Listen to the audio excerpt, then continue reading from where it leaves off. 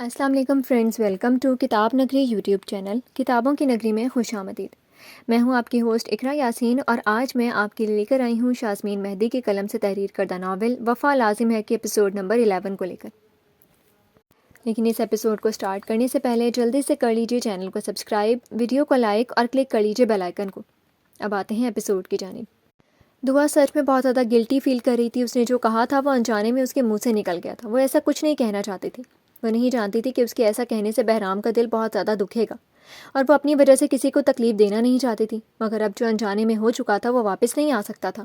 اب اسے ہر حال میں بہرام سے اپنے کیے کی معافی مانگنی تھی، چاہے جو بھی ہو جائے۔ وہ معافی مانگے گی چنگیز خان سے اپنے کیے کی، اور وہ کر بھی چکی تھی۔ اس نے اپنی طرف سے ایک چھوٹا سا معافی نامہ لکھ کر بہرام کے کمرے کے مرر پر چپکا دیا تھا کہ جب وہ ڈریسنگ کے سامنے کھڑا ہو تو آسانی سے دیکھ لے، مگر اسے اب یہ پریشانی لگی ہوئی تھی کہ یہ نہ ہو کہ اس کے روم میں آنے سے پہلے ہی نورا کمرے کی صفائی کر دے۔ اب کیا کرے؟ سوچتے سوچتے دعا تھک ہار کر آ کر بیڈ پر بیٹھی خود ہی گلے پہ مصیبت ڈالی تھی۔ اب پریشان ہونا تو لازم تھا۔ بالآخر سوچتے سوچتے وہ نیند کی وادی میں اتر گئی تھی۔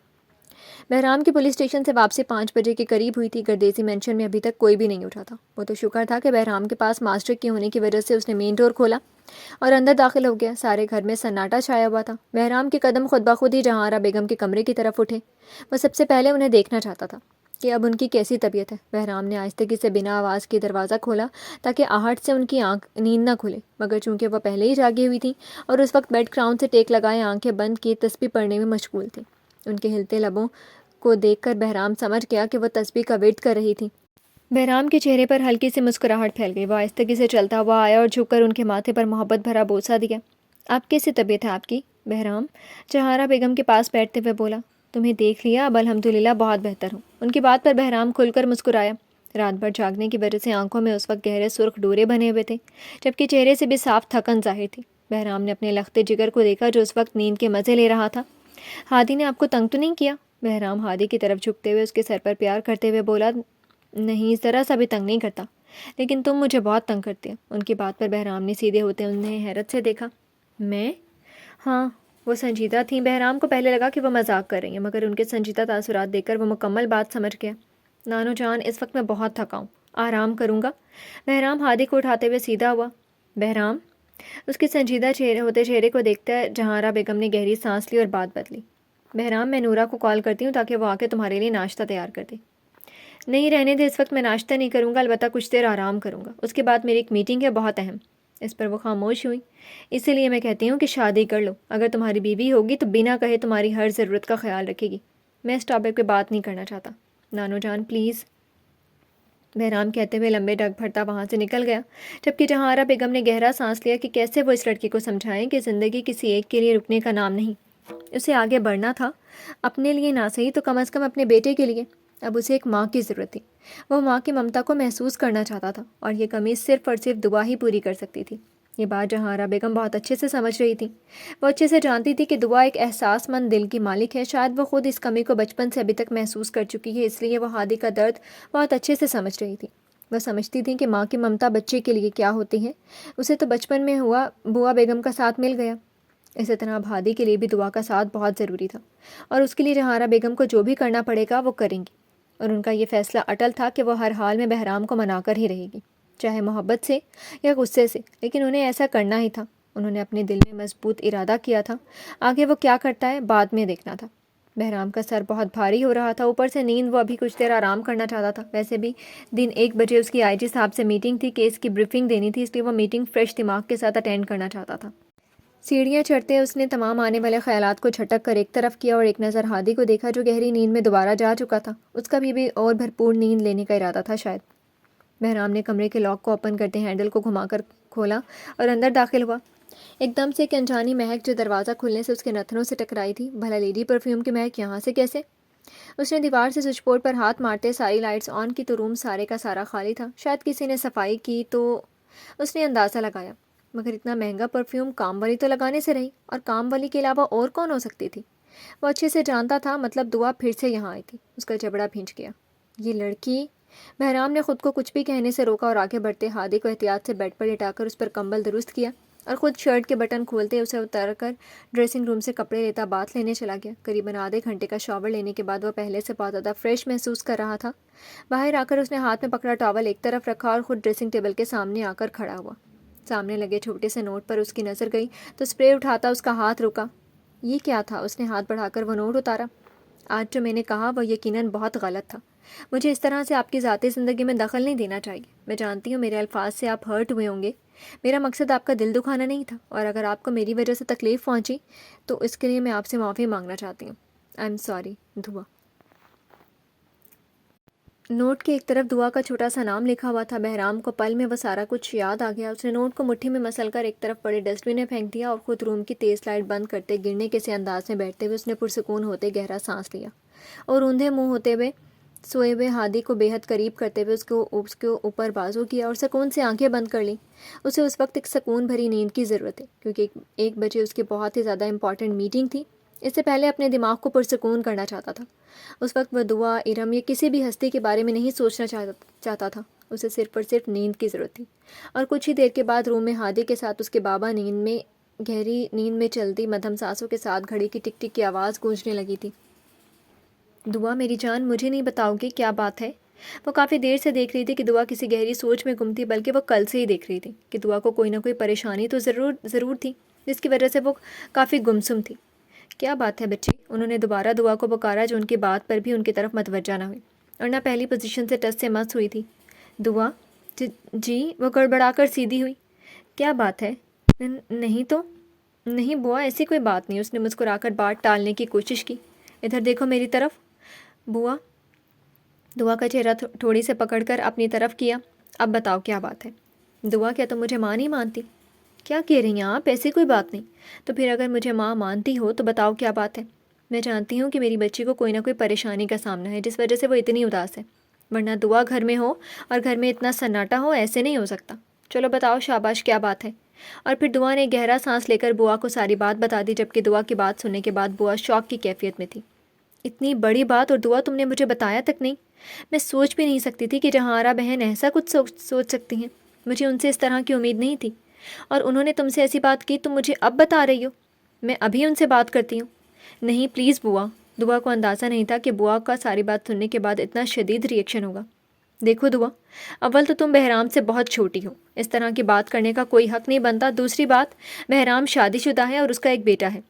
تم اتنی بڑی ذمہ داری کسی بھی حال میں نہیں نبھا سکتی، اور اس طرح کی بات تم اپنے ذہن میں لاؤ گی بھی نہیں، نہ میں تمہیں اس کی اجازت دوں گی۔ جہارا بہن نے آج تو تم سے یہ بات کہی ہے، مگر میں ان سے بات کروں گی خود کہ آئندہ وہ اس سلسلے میں تم سے کوئی بات نہ کریں۔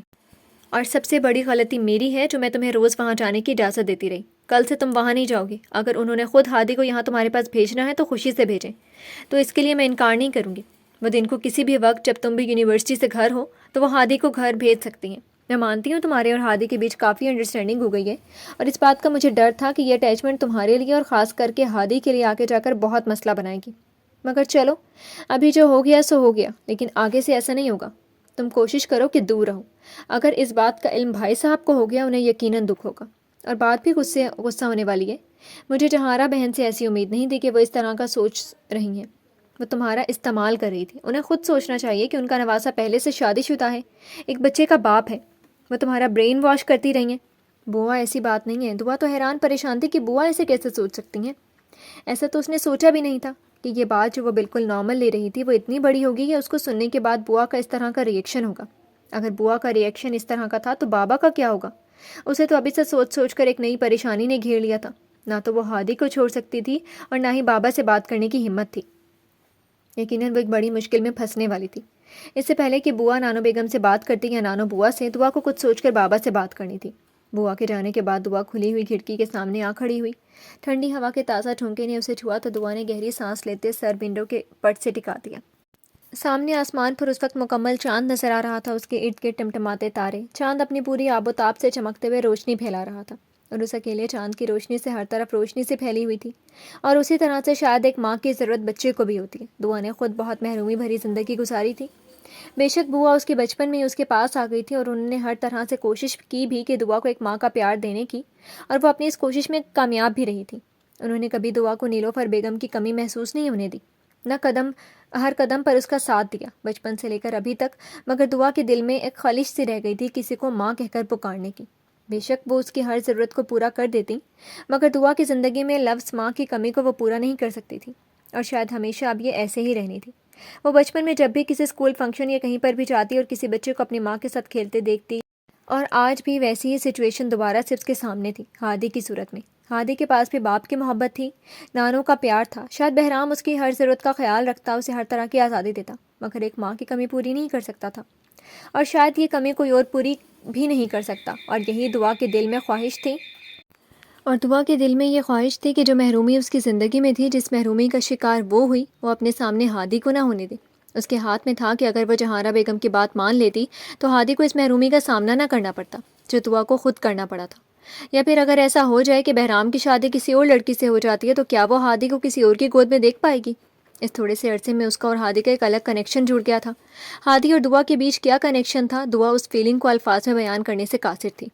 ہاں، مگر یہ سچ تھا کہ اسے ہادی کی عادت ہو گئی تھی۔ اس تھوڑے سے عرصے میں وہ ہادی سے دور رہنے کا تصور بھی نہیں کر سکتی تھی۔ اس کے اندر کی ممتا اسے ایسا کرنے کی اجازت نہیں دیتی تھی۔ کسی اور عورت کو ماں کہتے ہوئے نہیں دیکھ سکتی تھی۔ اس کے اندر سے آواز آئی جس پر اس نے آنکھیں بند کی۔ انہی سوچوں میں وہ نیند کی وادی میں اتر گئی۔ دعا کی آنکھ آج کچھ لیٹ کھلی تھی، شاید رات بہت لیٹ سوئی تھی۔ ساری رات تو وہ ہادی کے متعلق سوچتی رہی تھی۔ ابھی تھوڑی دیر پہلے ہی فریش ہو کر نکلی تھی اور ابھی تیار ہو رہی تھی جب اسے نیچے سے مختلف آوازیں آنے لگیں۔ اس نے غور کیا تو یہ آواز جہارہ بیگم کی تھی۔ دعا چونک اٹھی۔ جہارہ بیگم کے آنے کا مقصد صرف ایک ہی تھا، وہ بھی اتنی صبح صبح۔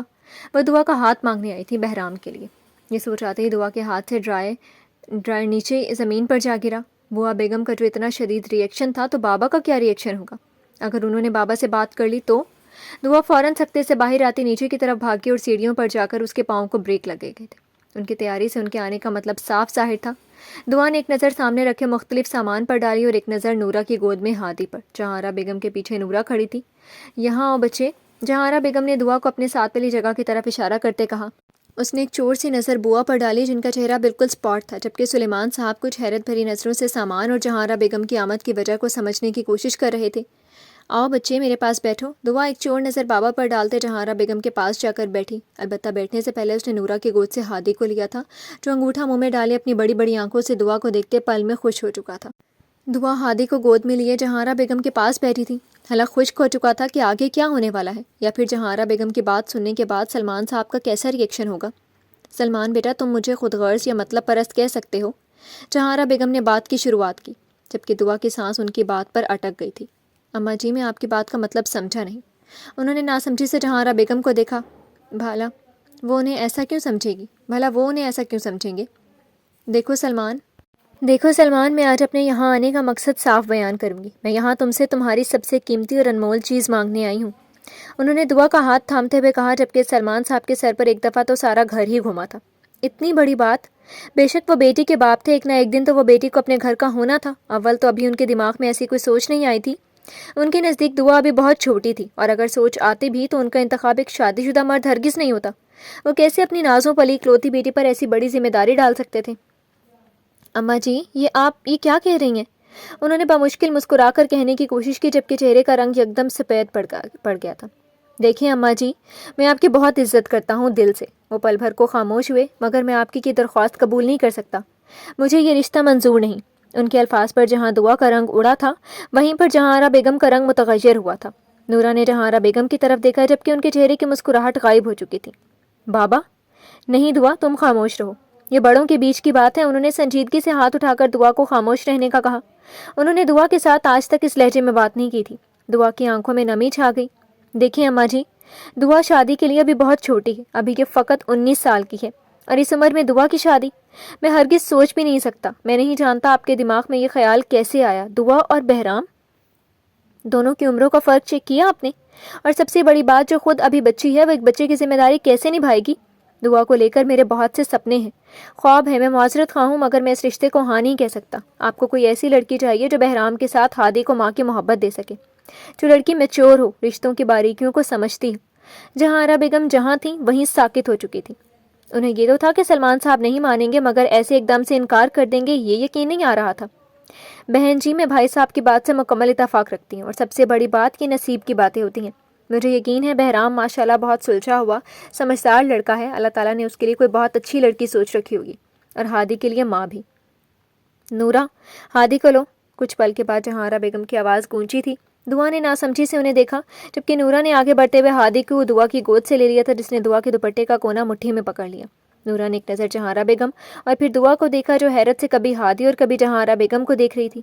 دعا، تم ایک بہت اچھی لڑکی ہو، بہت نرم دل کے مالک۔ شاید میں نے ہی کچھ زیادہ سوچ لیا تھا، اگر ہو سکے تو مجھے معاف کر دیجیے گا۔ انہوں نے سلمان صاحب اور تسلیم بانو کی طرف مڑتے کہا۔ نہیں بہن جی، بلکہ آپ ہمیں معاف کر دیجیے گا۔ دعا، بچے مجھے غلط نہ سمجھنا، مگر میری ایک درخواست ہے۔ آپ حکم کریں نانو جان۔ دعا نے ان کے ہاتھ تھامے۔ دعا، آج کے بعد ہادی سے نہ ملنا۔ جہارا بیگم کے الفاظ تھے کہ گرم سیسا جو دعا کے کانوں میں انڈیل دیا گیا۔ نو دعا، ہادی سے تمہارا دور رہنا ہی بہتر ہوگا۔ تمہارا اور ہادی کا سفر یہیں تک کا تھا۔ میں نہیں چاہتی ہادی کو تمہارے بنا مشکل ہو۔ دعا پتھر کا بت بن گئی تھی۔ ان کی شفاق بات پر وہ ایسے کیسے کہہ سکتی تھی کہ ہادی سے دور رہنا؟ اتنے ماہ کا ساتھ تھا اس معصوم فرشتے کے ساتھ، خون کا نہ صحیح پر دل کا رشتہ تو جڑ گیا تھا، اور وہ کہہ رہی تھی کہ آج کے بعد نہ ملنا۔ دعا کے ہاتھ بے جان ہوتے پہلو میں گرے تھے۔ اس نے پتھرائی نظروں سے ہادی کو دیکھا جو اس کی طرف لپک رہا تھا کہ دعا اسے گود میں لے، جبکہ نورا نے ہادی کے ہاتھ سے دعا کے دوپٹے کا کونا چھڑوا لیا تھا۔ دعا نے خالی نظروں سے ہادی اور پھر جہارا بیگم کو دیکھا جو اس سے نظریں چرا گئی تھیں۔ وہ اپنے نواسے کی طرح پتھر دل کیسے ہو سکتی تھیں؟ سلمان صاحب اور تسلیم بانو بھی حیران تھے جہارا کے اس سخت فیصلے سے۔ کیسے پل میں انہوں نے دعا کو پرایا کر دیا تھا؟ کم سے کم کچھ وقت تو دیتی دعا کو۔ ہادی کی دل خراش رونے کی آواز گونجنے لگی تھی۔ دعا تڑپ کر آگے بڑھی لینے کے لیے۔ نہیں دعا، رونے دو اسے۔ جہارا بیگم نے اس کی کلائی تھامی۔ اسے اپنی گود کی عادت نہ ڈالو۔ نورا، ہادی کو لے کر جاؤ۔